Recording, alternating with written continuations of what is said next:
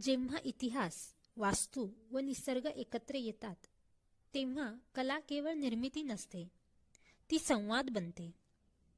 नमस्कार, मी कुनिका पाठक. आज जुने नाशिक येथील गोदावरी नदीच्या किनारी असलेल्या ऐतिहासिक वाड्यांमध्ये उपस्थित आहे.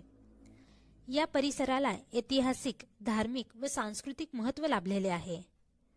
पुण्यश्लोक अहिल्याबाई होळकरांनी नाशिक जिल्ह्यातील गोदावरी नदीच्या घाटांचे, महत्त्वपूर्ण धार्मिक स्थळांचे, वाड्यांचे सौंदर्यपूर्ण बांधकाम करून या परिसराचा इतिहास अधिक भव्य व समृद्ध केला आहे.